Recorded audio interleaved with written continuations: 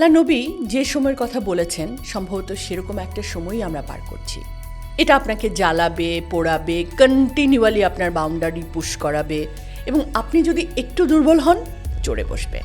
এটা জীবনের এত বাস্তব একটা ব্যাপার এবং এমন মানুষ নেই যে এই লড়াইয়ের মুখে পড়ে না। পাপের ভয় এবং আল্লাহ সচেতনতা মানুষকে কতটা পবিত্র করে তুলতে পারে, সালাবার এই ঘটনা আমাদের সেটাই মনে করিয়ে দেয়। হয়তো কারো স্ট্রাগল কম, কারো বেশি, হয়তো কেউ জেতে কেউ হারে, কিন্তু লড়াইয়ের মুখে পড়েনি এমন মানুষ হতে পারে না।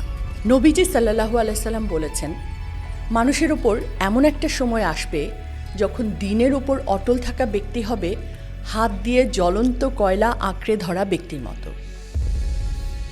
আজকে আমি এমন একটা বিষয় নিয়ে কথা বলবো যা নিয়ে আমার কথা বলা উচিত হবে কি না তা ভেবে আমি দ্বিধায় ছিলাম অনেকদিন, কিন্তু ভেবে দেখলাম এটা জীবনের এত বাস্তব একটা ব্যাপার এবং এমন মানুষ নেই যে এই লড়াইয়ের মুখে পড়ে না। হয়তো কারো স্ট্রাগল কম, কারো বেশি, হয়তো কেউ জেতে কেউ হারে, কিন্তু লড়াইয়ের মুখে পড়েনি এমন মানুষ হতে পারে না। আর যেহেতু রমজান চলছে, আলোচনাটা শুনে কেউ যদি আত্মনিয়ন্ত্রণের সুযোগ নিতে চান তার জন্যও সহজ।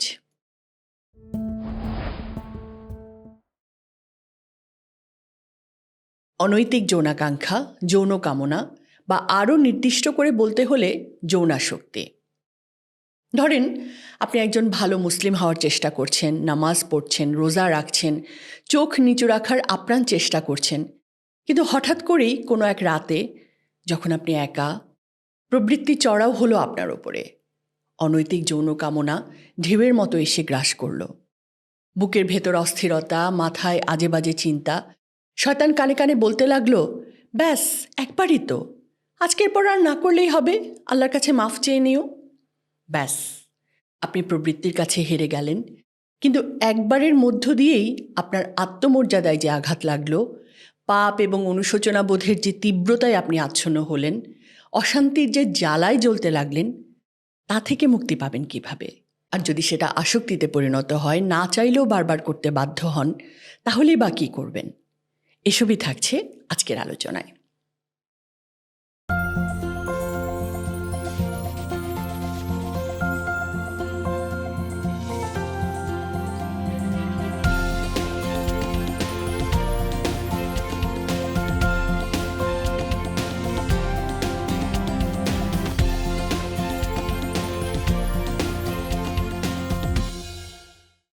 আসসালামু আলাইকুম।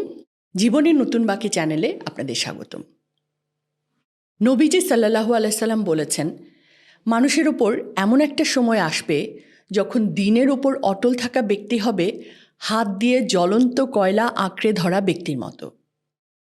আল্লাহ নবী যে সময়ের কথা বলেছেন সম্ভবত সেরকম একটা সময়ই আমরা পার করছি। অনৈতিকতা, পাপ, স্খলনকে হালকাভাবে দেখাটাই যেন এখন স্বাভাবিক। যারা সিরিয়াসলি দেখে, স্খলন থেকে বেঁচে থাকতে চেষ্টা করে, তারা হয়ে গেছে সংখ্যালঘু। তবে সত্য তো আর সংখ্যাগুরু সংখ্যালঘু দিয়ে নির্ধারিত হয় না। একজন মানুষও যদি সত্যের পক্ষে থাকে আর ৮০০ কোটি মানুষের বাকিরা তার বিপক্ষে থাকে, তাতেও সত্য সত্যই থাকে, নৈতিকতা নৈতিকতাই থাকে।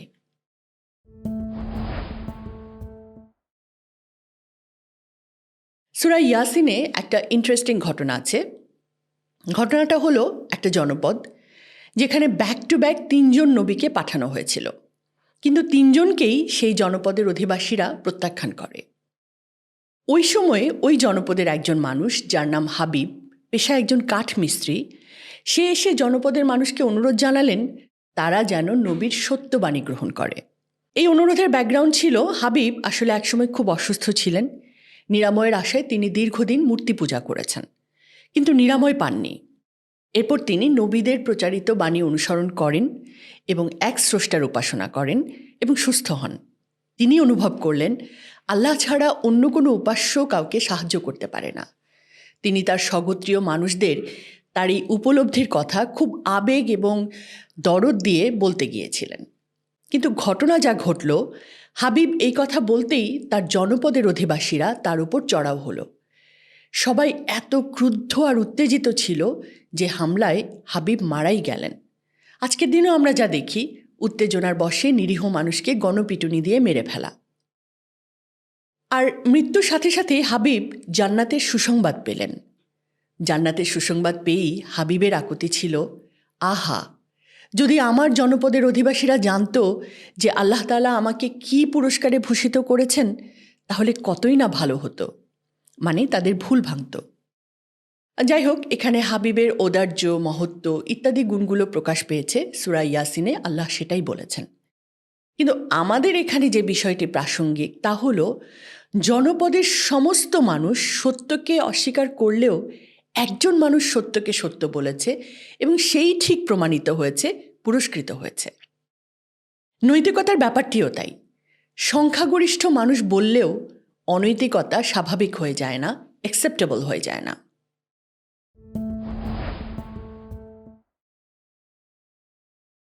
তো আজকে আমরা আলোচনা করব এই অনৈতিকতা আসে যে প্রবৃত্তির কাঁধে ভর করে, কামনার ডানায় ভর করে, সে প্রবৃত্তিকে, সেই কামনাকে জয় করার 6টি শক্তিশালী এবং বাস্তবিক ইসলামিক উপায় নিয়ে।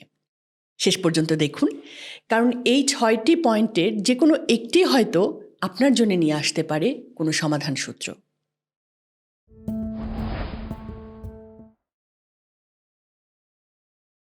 আমরা সবচেয়ে বড় যে ভুলটা করি, যখন আমরা নাফসের সাথে যুক্তি দেখাতে যাই। স্ক্রল করতে করতে ভাবি, আর একটু দেখি, এত তো খারাপ না। কিন্তু এই একটু দেখতে দেখতে হয়তো আপনি ডুবে গেছেন। আসলে প্রবৃত্তি বা নাফস এটা যুক্তিতে চলে না, আবেগে চলে। ওই যে বলে না, বিবেক না আবেগ কাজ করছে। নাফস বিবেকের কথায় চলে না, আবেগের বশে চলে। এটা আপনাকে জ্বালাবে, পোড়াবে, কন্টিনিউয়ালি আপনার বাউন্ডারি পুশ করাবে এবং আপনি যদি একটু দুর্বল হন, চড়ে বসবে। যে কারণে নবীজি সাল্লাল্লাহু আলাইহি সাল্লাম কি বলেছেন, হে যুবকগণ, তোমাদের মধ্যে যে সামর্থ্য রাখে সে যেন বিয়ে করে, কারণ বিয়ে দৃষ্টিকে সংযত রাখে এবং লজ্জাস্থানকে হেফাজত করে। আর যে সামর্থ্য রাখে না সে যেন রোজা রাখে, কারণ রোজা তার জন্যে ঢালস্বরূপ। রোজা দেহকে ঠান্ডা করে, নফসকে প্রশমিত করে, প্রবৃত্তিকে দমন করে। কাজে এরপর যখন কামনার আগুন অনুভব করবেন, বসে না থেকে এক্ষুনি উঠে দাঁড়ান, অজু করে নিন, অন্য রুমে যান বা সুযোগ থাকলে বাইরে যান, কিছু পুশ আপ দিন, শয়তানের বৃত্তটা ভেঙে দিন। কারণ স্খলন তা এক মুহূর্তের জন্যে হলেও তার প্রভাব মোটেও ছোট না। এ যেন একটা ব্ল্যাক হোল, যার ভেতর একবার ঢুকে গেলে আর বের হওয়া অনেক কঠিন।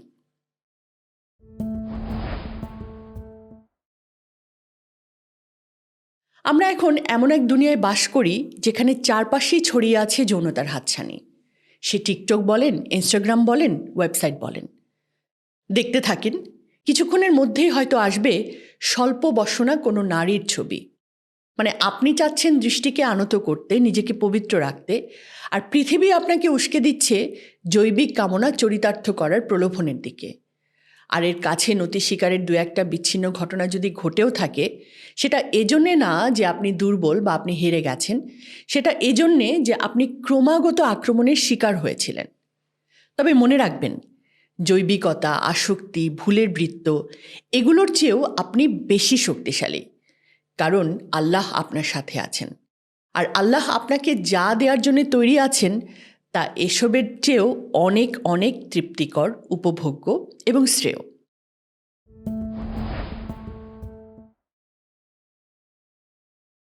পুরুষ মানুষকে ক্ষতিগ্রস্ত করে রেখেছে নারী, সন্তান সন্ততি, সোনা রূপা, বিলাসী ভোগ্যপূর্ণ, বাছাইকৃত তেজি ঘোড়া, গবাদি পশু, ক্ষেত খামার। এসবই হচ্ছে ক্ষণস্থায়ী পার্থিব জীবনের সাধারণ মানুষের ভোগ্য সামগ্রী। মূলত পরমানন্দের উপকরণ তো রয়েছে শুধু আল্লাহর কাছে। তাই আপনার স্মার্টফোনের এ জাতীয় সমস্ত ফিডকে ক্লিন করে ফেলুন। যেসব পেজকে ফলো করা আছে বা যেসব চ্যানেলকে সাবস্ক্রাইব করা আছে তা আনফলো বা আনসাবস্ক্রাইব করে দেন। কারণ আপনি সারাক্ষণ যৌনাবেদনময়ী কন্টেন্ট কনজিউম করবেন আর আপনার অন্তর শুদ্ধ থাকবে, এটা কি হবে? হবে না। কাজেই জিজ্ঞেস করুন নিজেকে, আপনি কি ইদানিং অনেক বেশি ডিজিটাল কন্টেন্ট কনজিউম করছেন, যা আপনার মধ্যে এই অস্থিরতা তৈরি করেছে? যদি হয়, তাহলে এগুলো থেকে বেরিয়ে আসতে হবে।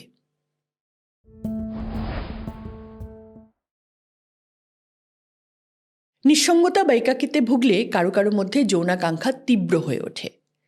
যৌন বাসনাকে চরিতার্থ করার মধ্য দিয়ে তারা তাদের নিঃসঙ্গতাকে ভুলে থাকার চেষ্টা করে। সে হয়তো এমন কাউকে পেতে চায় যে তাকে বুঝবে, তার কথা শুনবে। যখন পায় না, তখন শয়তান তারই একাকিত্বকে ব্যবহার করে তাকে পাপে প্রলুব্ধ করার জন্যে। কিন্তু বিষয় হলো, পাপের পর যে আফসোস আর একাকিত্ব আসে তা আগের চেয়েও ভয়ঙ্কর। তাই আপনার নিঃসঙ্গতা বা একাকিত্বকে দূর করুন, সৎসঙ্গী, ভালো সঙ্গী খুঁজে বার করার চেষ্টা করুন, অথবা নিজেকে আরও শুদ্ধ, আরও উন্নত করার জন্যে কোনো সংঘবদ্ধ গ্রুপে অন্তর্ভুক্ত হন বা সৃষ্টির সেবায় ভালো কাজ করে এমন দলের সাথে সম্পৃক্ত হন। কোরআন শেখার ক্লাসে যেতে পারেন, কোনো সুস্থ পাঠচক্রে ঢুকতে পারেন, দুস্থ মানুষের সেবায় কাজ করতে পারেন। যারা বাংলাদেশে আছেন, কোয়ান্টাম ফাউন্ডেশন তাদের জন্য একটা পারফেক্ট ডেস্টিনেশন। আত্মশুদ্ধি ও হুক্কুলিবাদের এত চমৎকার কম্বিনেশন খুব কম সংগঠনই আছে।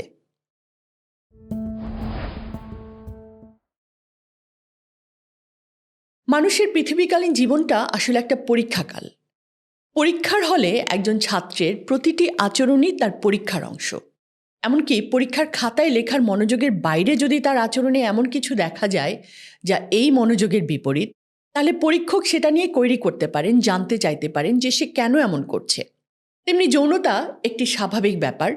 যৌনাকাঙ্ক্ষা পূরণ তা যেভাবেই হোক মানুষের জৈবিক অধিকারের মধ্যে পড়ে ইত্যাদি বক্তব্যকে যারা বিশ্বাস করে বা প্রচার করে, তারা আসলে স্রষ্টার মূল শিক্ষারই বিরোধিতা করছে। নিঃসন্দেহে এটা আপনার পরীক্ষা।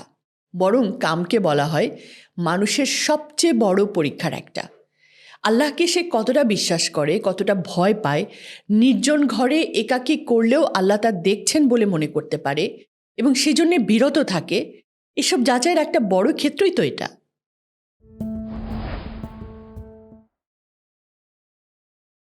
এই কন্টেন্ট করতে গিয়ে আমি alquran.org সাইটে পরীক্ষা শব্দটা লিখে সার্চ করেছিলাম। অনেকগুলো সূরায় একাধিকবার করে এই শব্দটি এসেছে, যার সবগুলোই ইন্ডিকেট করে যে মানুষকে আসলে পরীক্ষা দিতে হবে, পরীক্ষা দিতে হচ্ছে। দু একটা যদি বলি তাহলে এরকম: আলিফ লাম মিম। মানুষ কি মনে করে যে আমরা বিশ্বাস করি বললেই তাদের ছেড়ে দেওয়া হবে, তাদের বিশ্বাসের পরীক্ষা নেওয়া হবে না?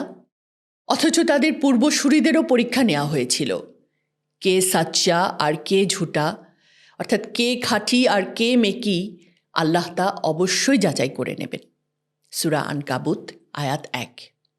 হে বিশ্বাসীগণ, আমি অবশ্যই পরীক্ষা করব যতক্ষণ পর্যন্ত পরিষ্কার বোঝা না যায় যে তোমাদের মধ্যে কে কে জেহাদ করে ও প্রতিকূলতার মুখে ধৈর্য ধারণ করে। তোমাদের বিশ্বাসের ব্যাপারে সকল দাবির সত্যতা আমি অবশ্যই পরীক্ষা করে দেখব। সূরা মুহাম্মদ আয়াত 31। কাজেই আপনার মনে অনৈতিক যৌন কামনা পূরণের যে প্রলোভন এসেছে তা আসলে আপনার পরীক্ষার মুহূর্ত। যদি আপনি উত্তীর্ণ হন তাহলে পুরস্কার পাবেন, উত্তীর্ণ না হলে দুনিয়ার জীবনে একজন স্টুডেন্টকে যে চোখে দেখা হয়, মানে সে ব্যর্থ, পেছানো, আল্লাহর বিচারেও তাই হবে। পরীক্ষায় উত্তীর্ণ হওয়াটা একটা কষ্টসাধ্য, সচেষ্ট ব্যাপার। যৌনাবেগের সংযমও তাই আপনাকে চেষ্টা করে, কষ্ট করেই করতে হবে।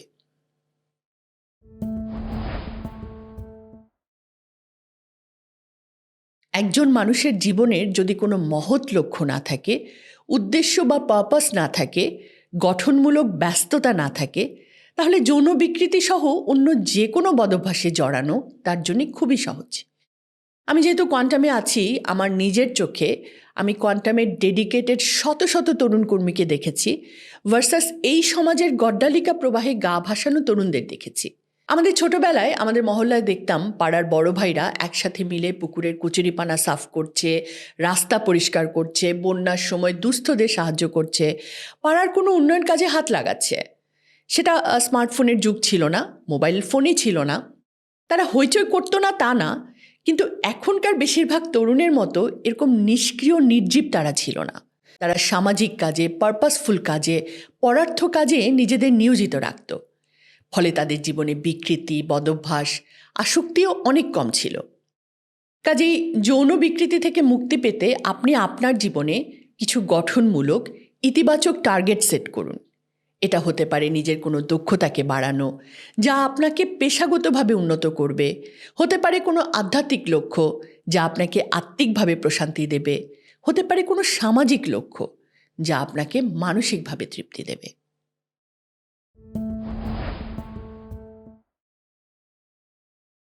অন্যায় বা পাপ করে ফেলার পর অনুশোচনা বা খারাপ লাগা বা এই কন্টেন্টটা আপনি এতক্ষণ ধরে দেখছেন, এই সব কিছুর কিন্তু একটা খুব ব্রাইট পার্টও আছে। হয়তো এই সব কিছুর মধ্য দিয়ে আল্লাহ আপনাকে তার আরও কাছেই ডাকছেন। তিনি চাইছেন আন্তরিক অনুশোচনা করে আপনি আল্লাহর একজন খাঁটি বান্দায় রূপান্তরিত হন।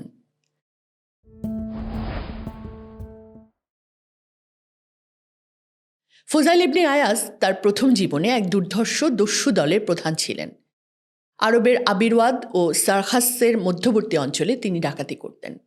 মরুভূমির মধ্য দিয়ে যেসব কাফেলা যেত, তার ডাকাত দল তাদের ওপর হামলা চালাতো।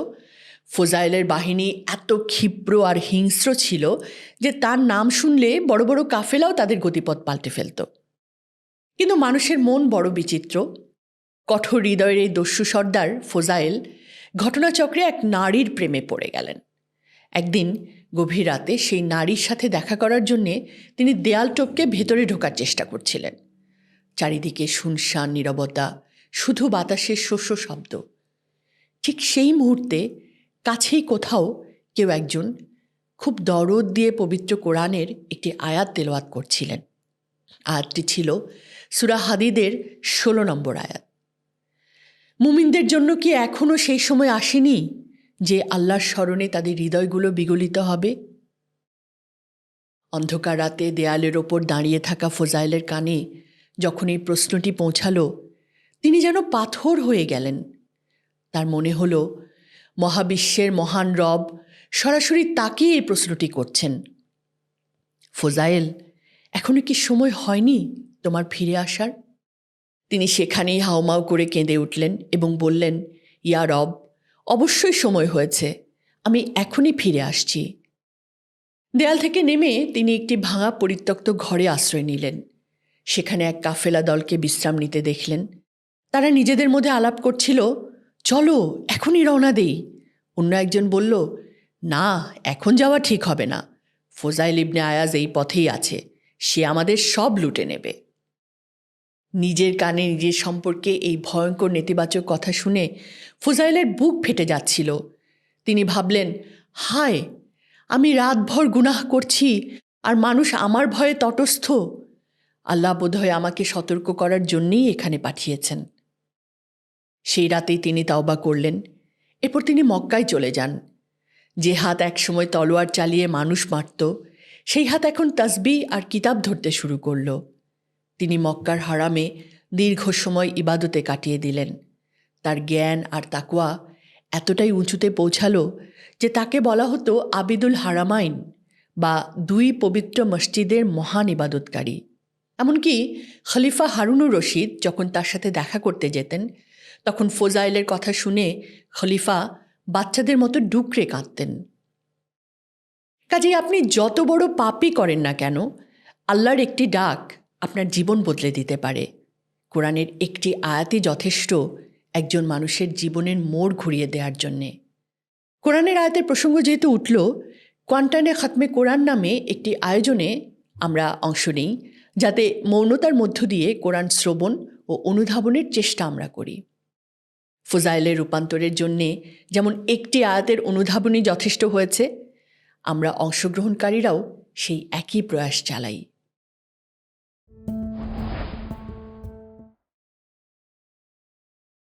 যা হোক, আলোচনাটা শেষ করছি এক তরুণ সাহাবীর ঘটনা দিয়ে, যা আমাকে খুবই স্পর্শ করেছে।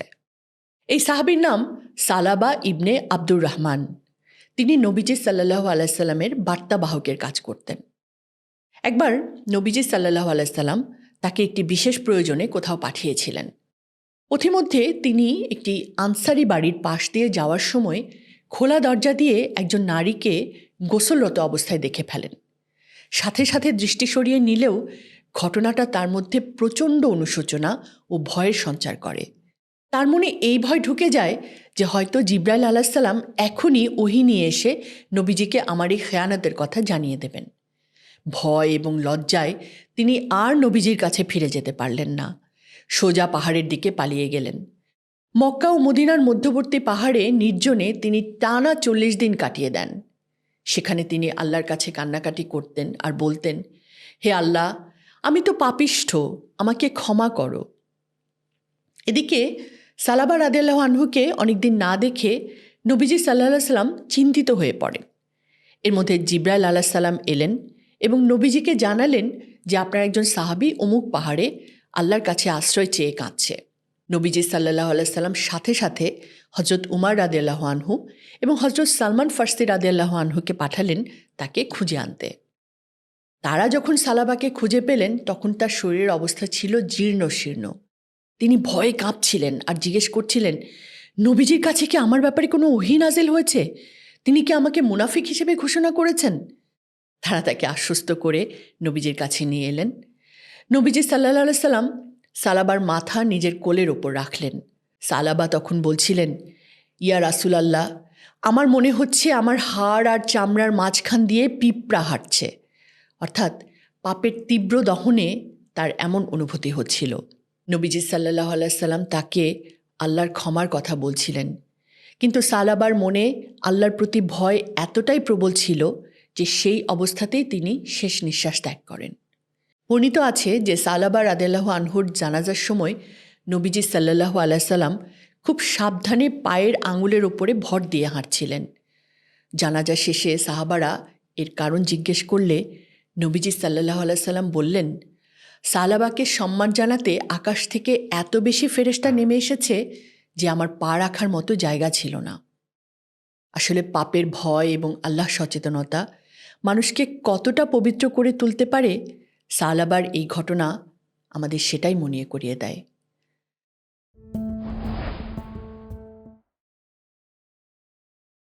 সালাবা রাদিয়াল্লাহু আনহুর মতো আমরা হয়তো পাহাড়ের গুহায় পালাবো না, কিন্তু আমাদের নাফস বা মনের ভেতর যে পাহাড় সম গুনাহ আছে তা থেকে কি আমরা তওবার মাধ্যমে শোধরাতে পারি না?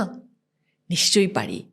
আসুন আত্মশুদ্ধির এই মাসে নিজেকে যথার্থই শুদ্ধ করে তুলি, যৌনাশক্তি থেকে নিজেকে মুক্ত করি। প্রিয় দর্শক, এই কন্টেন্টটি যদি আপনার কোনো উপকারে আসে তাহলে হয়তো শেয়ার করতে পারেন আপনার এমন একজন প্রিয়জনের সঙ্গে যাকে মনে করেন তিনিও আপনার মতোই এই কন্টেন্টটি থেকে কোনো না কোনোভাবে উপকৃত হতে পারেন। ধন্যবাদ। আসসালামু আলাইকুম।